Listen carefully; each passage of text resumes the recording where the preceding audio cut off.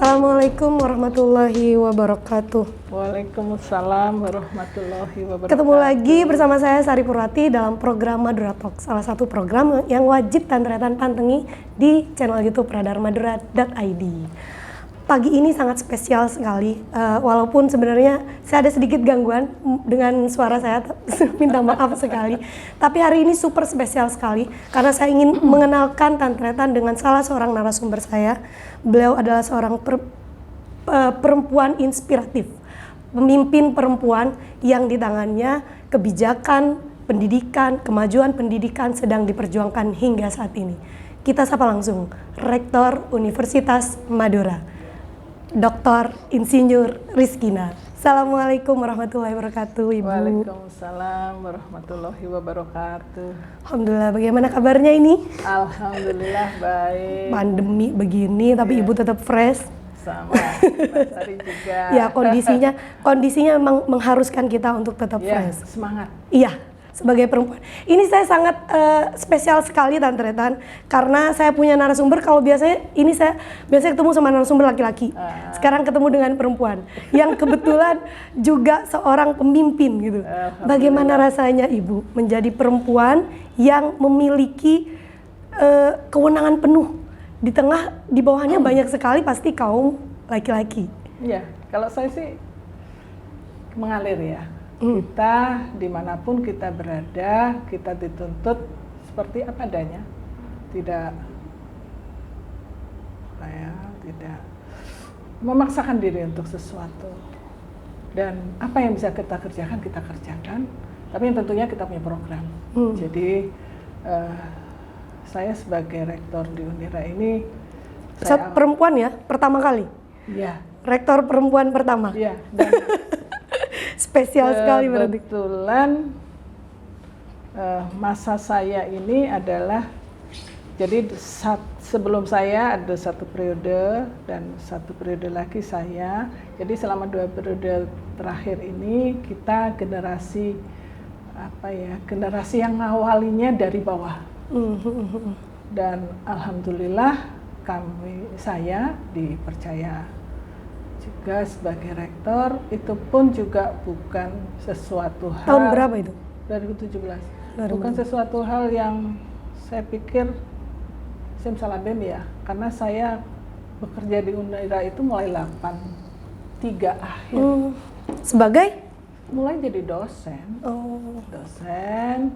84 saya jadi pembantu dekan ya, karena saya selain dosen kan kalau zaman dulu karena jumlah tenaga kerja terbatas, saya membantu semua orang yang butuh bantuan saya. Artinya memang mulai dari bawah, betul ya.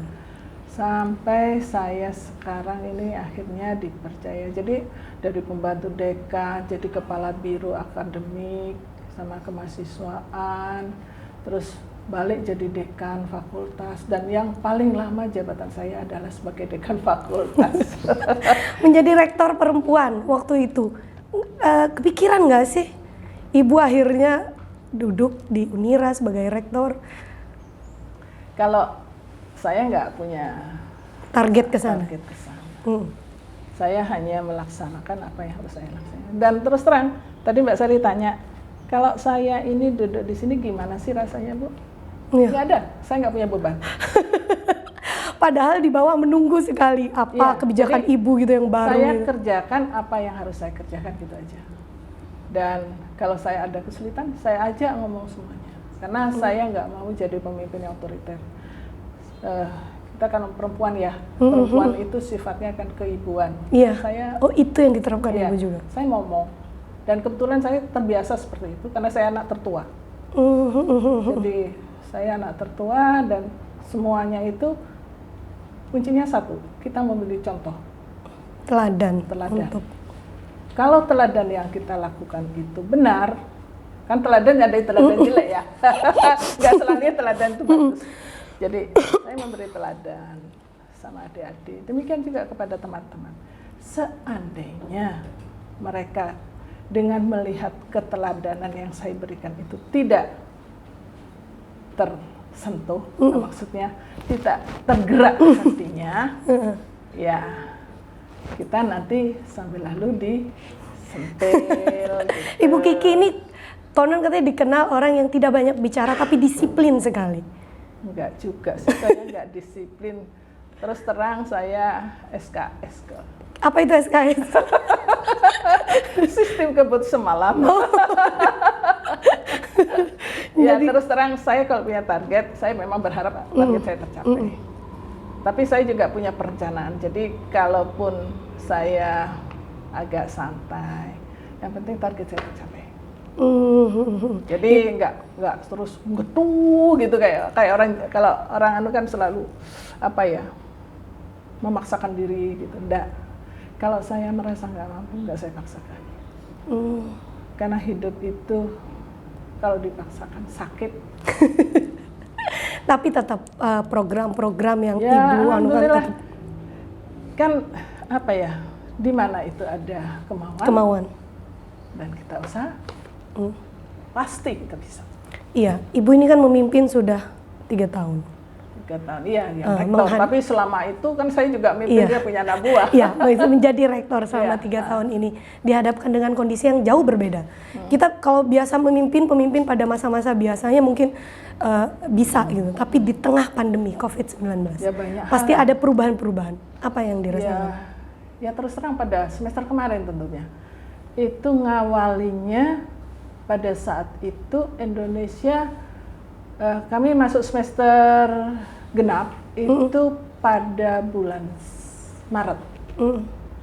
Pada saat itu pemerintah Indonesia masih belum melakukan atau memberi tanggapan yang positif tentang ini nanti masuk. Mereka hanya menyarankan kan minum jamu, jaga kesehatan gitu kan. Belum benar-benar harus daring gitu ya.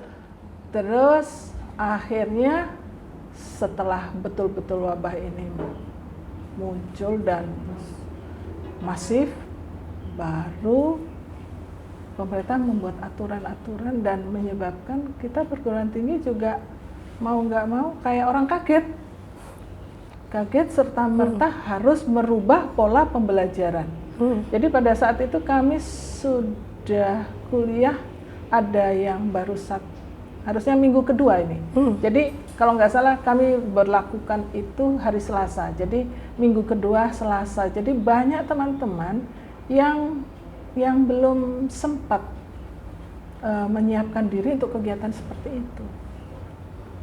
Ya banyak hal juga, mahasiswanya sendiri juga nggak bisa menerima. Gitu. Iya, tidak menerima.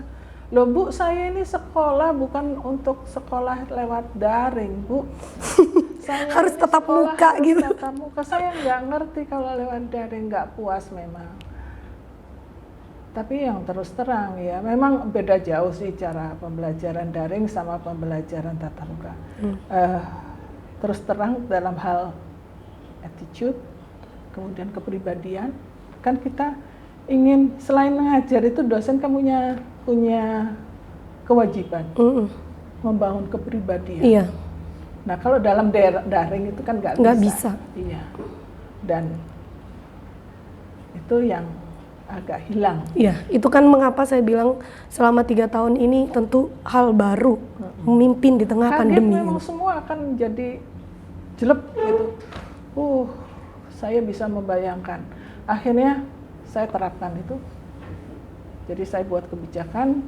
Terus terang kebijakan saya itu nggak seperti perguruan tinggi lain langsung didaringkan selama 1 semester, enggak.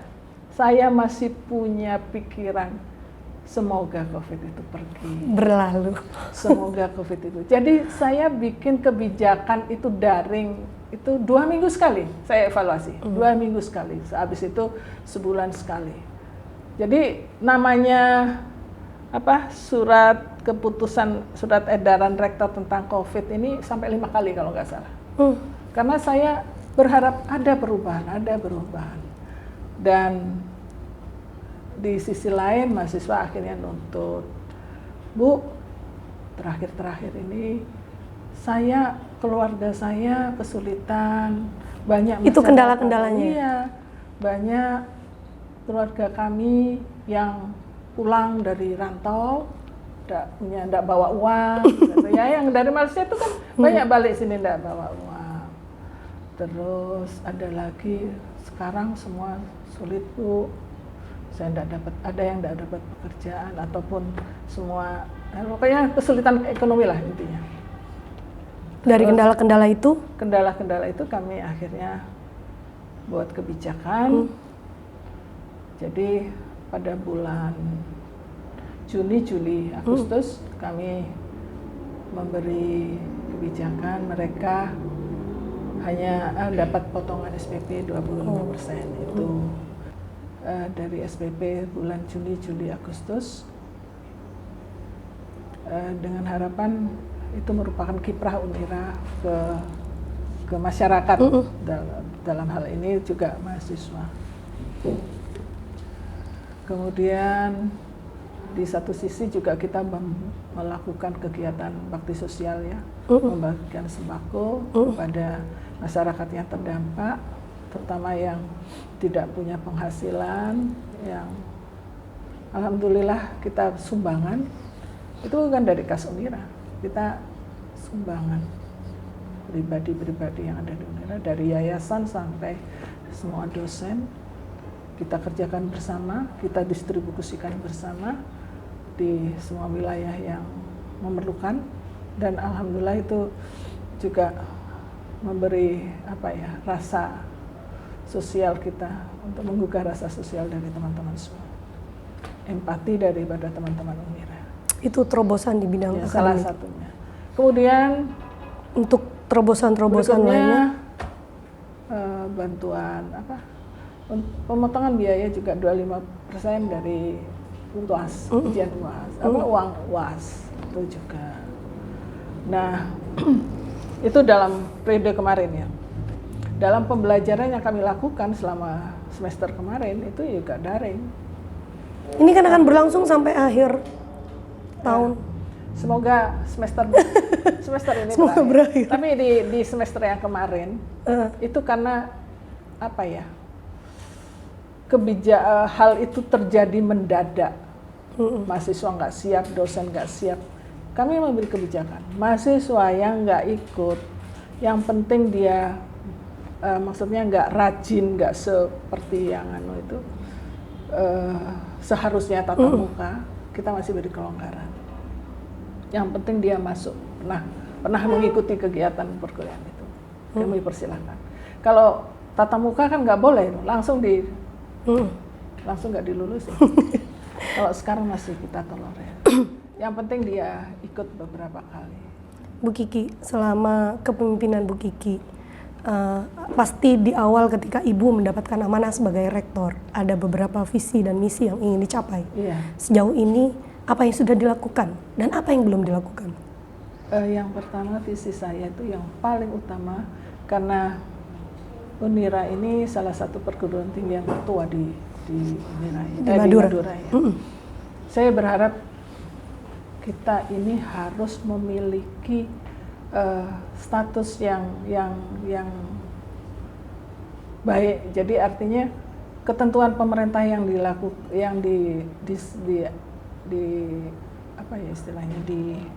diharuskan kepada semua perguruan tinggi adalah meningkatkan kualitas. Nah, salah satu bukti peningkatan kualitas ataupun bukti suatu kualitas suatu perguruan tinggi itu adalah akreditasi. Ya. Jadi kami sudah melakukan untuk prodi-prodi kan. Itu di masa kepemimpinan Ibu?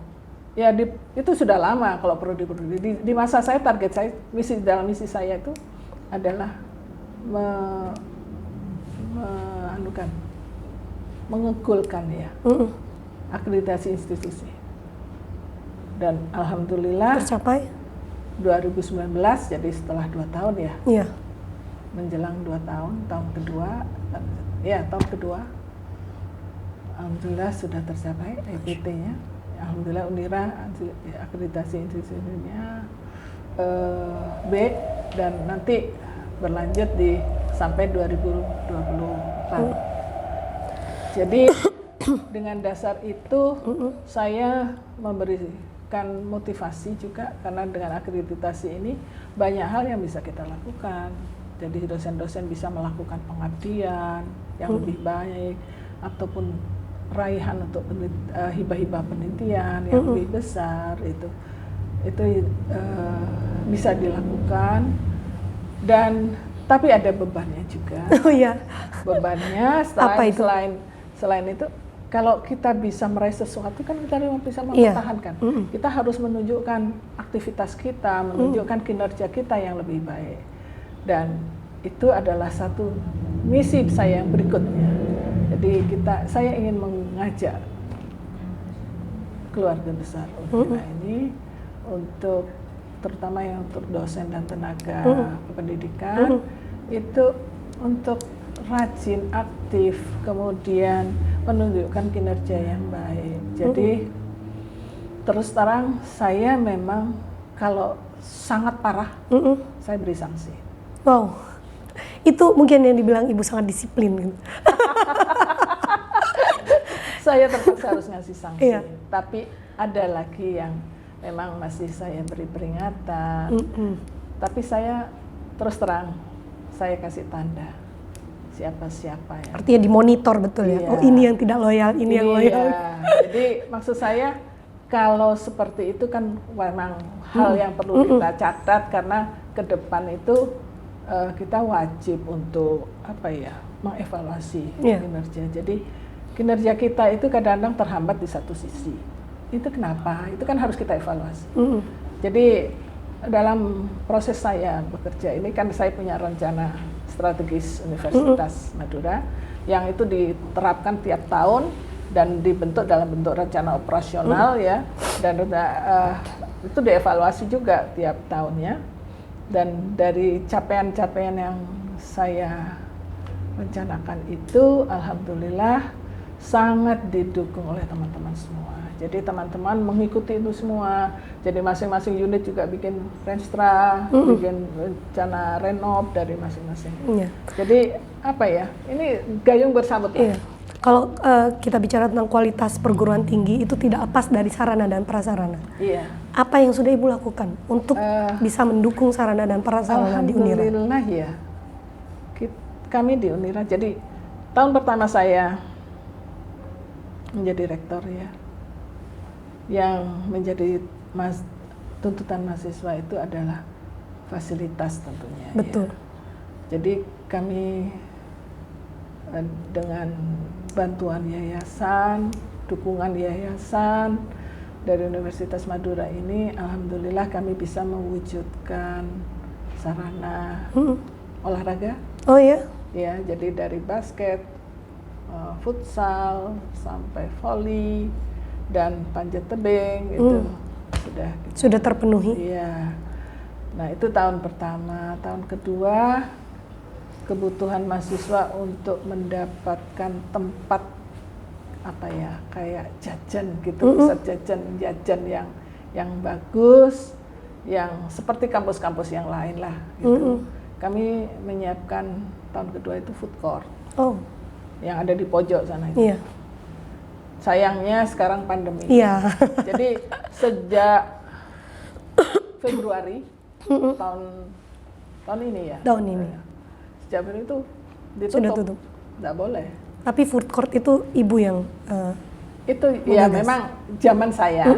Tapi di masa semua dari dukungan yayasan, nggak lepas dari yayasan. Karena dengan adanya food court itu ternyata mahasiswa bersambut. Jadi yang senang musik bisa sambil ngamen, sambil nyanyi, kita bisa memberikan ruang ya. Ke depan ini saya masih kurang, karena di food court itu kan ada gazebo. Saya pengen bikin teater, kayak pelataran untuk mengekspresikan itu. Nah selama ini kan hanya di tempatnya orang lagi makan itu, belum representatif. Jadi semoga nanti kalau ada yang mau bantu Unira bisa dialihkan ke sana, sehingga kita memberi wadah untuk mahasiswa itu mengekspresikan, yang mau berdrama, mau tampilan puisi, ataupun mau menunjukkan aktivitasnya di musik, monggo, itu ada tempat gitu loh. Ada penambahan ruang kuliah? Ruang kuliah sementara ini akan kami rencanakan di tahun yang keempat ini. Kalau yang kemarin tahun yang ketiga, saya mau teman-teman merenovasi masjid sama halamannya. Itu berlangsung sekarang? Sekarang sudah selesai. Oh iya, iya. Alhamdulillah, kan kalau Mbak Sari kesini lewat itu kan ada kayak tamannya yang bagus, itu baru selesai. Dan karena kita beranggapan bahwa masjid itu sebenarnya tempat berkumpulnya semua orang. Kalau masjidnya tidak bagus kan malu. Orang mau ke masjid mesti cari tempat yang nyaman. Jadi disitulah kami coba membuat suasana nyaman orang yang mau berhenti pada di situ. Dan nanti tahun depan ini kami rencanakan ini gedung tapi terus terang Unira ini kan bisa hidup itu dari dana sendiri. Iya. Kami bisa seperti itu dari tabungan. Dalam kondisi pandemi seperti ini di mana kita memberi potongan kepada mahasiswa, itu sebetulnya kan harusnya sesuatu yang kita sisihkan untuk ditabung. Kita berbagi dengan mereka. Sehingga terus terang target kami untuk bisa itu naik lebih tinggi lagi, saya belum bisa. Jadi target kami mungkin hanya 1 lapis. Tapi dari sekian target yang Bu Rektor sebutkan dari awal kepemimpinan, sudah berapa persen sudah sudah hampir semuanya. Oh iya. Kemudian artinya semuanya sudah dikalkulasi dengan baik gitu. Kami sangat dibantu oleh teman-teman dari Warek 2, Warek 1, Warek 3 yang saling mendukung, mengisi, mengevaluasi semua yang harus kita lakukan. Jadi hitung betul, seandainya kita nggak mampu, kita nggak memaksakan. Terus terang, kami memang membutuhkan tambahan ruang seiring dengan bertambahnya banyak mahasiswa. Itu yang kendala kami. Tapi kami berusaha untuk mendapatkan yang memenuhi fasilitas tersebut. Mungkin nanti tahun ini bisa dimulai, akhir tahun ini sudah bisa mulai berjalan untuk perbaikan pembangunan, bukan perbaikan sih, pembangunan gedung. Ini sebetulnya gedung pusat ini. Kalau semoga saya masih diberi umur panjang, kami sudah membuat master plan ke atas. Master plan-nya udah ada, tinggal menjalankan. Iya. Dan itu sangat dibantu oleh Pak Faisal Warek 1 yang orang teknik sipil ya. Jadi kita nggak butuh tenaga banyak dari luar, kita pakai tenaga yang ada. Tahun ini kabarnya Unira dipercaya Kemendikbud untuk mendapat program Kampus Merdeka. Oh ya. Ya. Jadi Mas Menteri itu menganjurkan perguruan tinggi itu merubah mindset. Yang tadinya sudah siapkah? Reguler. Kita harus siap. Harus, karena masanya sudah berbeda. Paradigma kita harus dirubah karena kalau kita seperti mindset seperti dulu-dulu, sepertinya kita akan ketinggalan. Cuman banyak kendala kan. Sesuatu yang mendadak berubah itu tidak serta-merta bisa disikapi dengan positif. Ya, maksudnya reaksi itu pasti macam-macam. Jadi saya berharap dengan adanya kampus kami Unira dapat Merdeka Belajar, Kampus Merdeka Belajar, Kampus Merdeka ini. Alhamdulillah ada 2 prodi yang mendapat hibah, tapi itu tidak berarti 2 prodi itu. Prodi matematika sama teknik sipil. Dan di dalam itu kegiatan itu penerapannya bagaimana sih Bu Rektor? Penerapannya itu sebetulnya kita memberikan wacana lain kepada mahasiswa tentang kemandirian. Karena namanya mandiri belajar ya, jadi memberi ruang kepada setiap mahasiswa itu selama 3 semester untuk berkiprah di prodi lain atau di perguruan tinggi lain. Tapi itu kan harus lewat prosedur yang agak beda, sulit ya kalau perguruan tinggi lain kan harus ada kerjasama. Dan biasanya perguruan tinggi itu tidak serta-merta bisa menerima sesuatu mahasiswa gitu, pasti ada persyaratan macam-macam. Tapi kami memulai dari antar fakultas dulu. Jadi ini diterapkan. Sudah mulai diterapkan. Bukan nanti, tapi kita masih membuat programnya. Jadi Merdeka Belajar ini kita awali dengan membuat kurikulum. Jadi nggak serta-merta langsung kamu pindah ke sini, udah nggak bisa kan. Kita tata dulu kurikulumnya, kita bicarakan bersama, karena kita inginnya kemandirian itu ya bisa mahasiswanya itu terutama di lingkup Unira dulu ya. Jadi kita nanti melibatkan semua prodi. Ini 2 prodi aja atau semua? Kan berawal dari 2 prodi. Berawal dari 2 prodi, tapi kita penerapannya semua ke semuanya. Karena semua harus belajar itu. Iya. Supaya nggak ketinggalan gitu. Ya. Dan alhamdulillah Unira merupakan perguruan tinggi swasta di Madura yang dapat itu. Kalau UTM kan negeri ya, sudah layak itu, memang Mas Menteri mesti memaksa itu orang negeri itu harus berubah. Tapi kalau PTS itu kadang-kadang kan ya tergantung kemampuannya gitu. Nah, kita lihat teman-teman yang di prodi-prodi itu sudah, saya lihat mereka SDM-nya sudah bagus dan semangat. Laki-laki dan perempuan tentu beda dalam memimpin. Bagaimana seni memimpin Ibu sebagai perempuan? Seni. Seni memimpinnya seperti apa? Menghadapi beberapa konflik, menghadapi beberapa tantangan yang dihadapi selama masa kepemimpinan Ibu. Biar tantretan YouTube lebih tahu bahwa berbeda gitu, perempuan dan laki-laki seni memimpinnya. Saya terus terang tidak suka marah. Oh ya? Saya nggak bisa marah. Bisa menahan emosi. Bukan, saya tidak suka berkonfrontasi sama orang. Saya lebih baik melihat apa yang menyebabkan orang. Kaji dulu. Iya. Ketika ada konflik. Iya, kita kaji dulu. Kita lihat celah-celahnya. Kita pelajari dulu. Jadi sesuatu itu nggak langsung ditabrak gitu ya. Tidak reaktif ya. Iya. Jadi kita lihat, kita coba koordinasi dengan semua pihak. Kira-kira apa kesalahannya. Jadi terus terang, saya kalau ada masalah sampai yayasan pun saya ajak komunikasi. Karena paling tidak yayasan tahu kondisi yang ada di sini. Iya. Banyak sebetulnya masalah yang terjadi. Makanya kadang-kadang saya sampai tapi kalau saya dibilang susah juga enggak, karena saya tidurnya enak. Berarti nggak kepikiran? Enggak. Benar-benar dibawa slow aja gitu ya. Jadi yang bisa saya kerjakan gitu saja. Saya koordinasi coba. Yang saya lakukan ada koordinasi. Dan terus terang, kalau orang itu kita minta bantuan kan pasti mesti bantu. Ya. Jadi saya dari situlah. Kan dalam memimpin tuh pasti ada like dan dislike-nya. Oh iya, banyak. Bagaimana Ibu menghadapi yang dislike? Kan Ibu bisa banget mengontrol emosi. Iya, bisa banget untuk tidak reaktif. Dulu. Orang dislike itu kan ada momennya, nggak terus-terusan. Iya. Kalau dia bisa memahami kenapa dia menjadi seperti itu, kan lama-lama dia lurus sendiri. Saya biarin, saya baikin terus, lama-lama hilang juga. Oh, pertama kali saya bikin kebijakan langsung surat kaleng lah, SMS marah-marah. Dibombardir dengan penolakan-penolakan gitu ya. Tapi terus terang, teman-teman yang mendukung juga memberi semangat. Saya kumpulkan pada waktu setelah saya jadi rektor, saya kumpulkan. Saya bilang, saya terpaksa melakukan ini demi kebaikan Unira. Jadi mohon maaf kalau ada yang merasa tidak nyaman.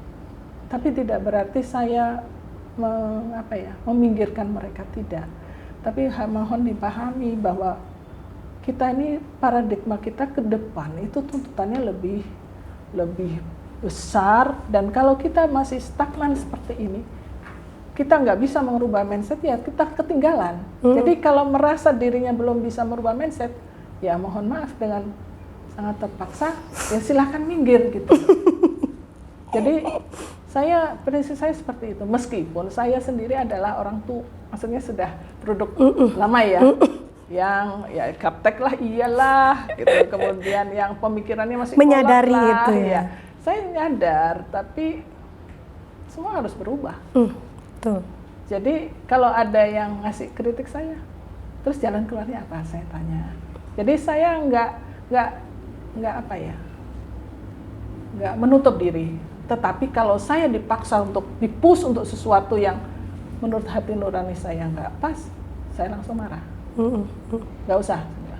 Jadi apa ya, kita perlu kadang untuk bersikap tegas. Iya. Tapi kadang kita juga harus Calling down gitu. Jadi ikuti aja maunya apa, ikuti gitu. Menjadi rektor itu tidak mudah ya Bu ya, pasti banyak sekali persoalan-persoalan. Apalagi ibu sebagai perempuan, tidak ya, curhat ini ceritanya. Apalagi ibu sebagai perempuan yang juga punya tugas pastinya di rumah. Bagaimana ibu mengkombinasikan itu? Antara tugas di rumah, jadi rektor, punya persoalan di sini, kembali ke rumah seperti Kalau itu. sekarang saya nggak terlalu berat ya. Saya awal-awal jadi rektor itu 2017, suami saya masih jabat. Otomatis saya harus ikut suami di Sampang. 2 tahun saya seperti itu. Jadi saya bolak-balik. Kadang sehari bisa 2 kali ke Pamekasan. Karena ada acara malamnya. Atau saya terpaksa harus tinggal di Pamekasan agak lama. Tapi karena tuntutan keluarga itu kalau masih bisa pulang gitu loh. Oh. Jadi saya ya harus tidak pulang. melupakan rumah gitu ya. Iya, jadi itulah saya bilang, saya ini rugi 2 jam, saya bilang gitu. Karena perjalanan kan, Iya. 2 jam. Orang sudah nyaman, saya nggak nyaman. Dan seiring dengan waktu, sekarang ini saya sudah alhamdulillah, keluarga saya sudah purna, kami bisa berkumpul di Pamekasan. Tadinya kan saya tinggal di Sampang. Dan di Sampang itu bukan hanya tinggal. Saya punya kewajiban sesuai dengan jabatan suami saya dan kebetulan saya dipercaya banyak. Kalau dimanapun ya, kalau orang mau kerja kan terus dikasih kerjaan terus. Nah itulah saya. Jadi ibu adalah sebagai rektor perempuan ya, apa mungkin yang bisa di-share sama Tantretan YouTube yang juga mungkin di luar ada perempuan-perempuan yang juga mendapat amanah yang sama, menjadi pemimpin. Iya. Apa Jadi, yang bisa di terus terang ya, kita harus bisa menempatkan diri di mana kita berada. Ya. Dan enggak perlu ada perasaan yang terus terang ya. perasaan minder gitu. Kadang-kadang kan seperti saya ya, jadi rektor. Seorang mau bilang, ibu itu jabatan yang tertinggi. Iya, bupatinya Unira gitu ya. Saya nggak mau, saya ke pasar pakai sendal nggak masalah. Jadi tolong jaga image itu, maksudnya image yang dipaksakan, karena sebanyak orang jaim itu nggak bebas itu. Saya ingin jadi orang bebas gitu. Yang penting saya tidak melakukan kesalahan, tidak ngambil duitnya orang, itu aja. Jadi sudah berjalan sesuai dengan rule-nya gitu. Sama dengan waktu saya di Sampang, yang saya cerita di Sampang, saya kadang, makanya saya bilang, saya di sini Bu Rizkina, di sana saya Bu Hari. Tetap jadi istri. Iya, porsi saya adalah istri. Jadi saya tidak boleh merentah siapapun, anak buahnya suami saya enggak. Meskipun saya jadi rektor gitu, enggak boleh. Terakhir mungkin, apa harapan untuk Unira ke depan dari seorang Ibu Saya Kiki? berharap Unira ke depan ini sesuai dengan perencanaan yang Unira buat ya, kita punya rencana induk pengembangan. Kami berharap Unira ke depan ini masih merupakan perguruan tinggi yang menjadi pilihan masyarakat dan bisa memberikan kontribusi yang baik kepada masyarakat dan didukung oleh tenaga-tenaga yang mumpuni. Jadi saya berharap Unira ke depan tenaga dosennya, tenaga kependidikan juga akan terus berkembang seiring dengan, dan mahasiswa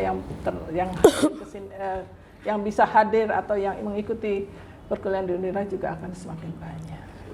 Oke, terima kasih sekali lagi Bu Kiki sudah mau sharing bersama Tantretan YouTube, sudah mau berbagi bagaimana seni mimpin, bagaimana Ibu Kiki menjalankan amanah sebagai Rektor Universitas Madura, perempuan pertama di Unira yang menjabat sebagai Rektor. Kalau di Unira iya.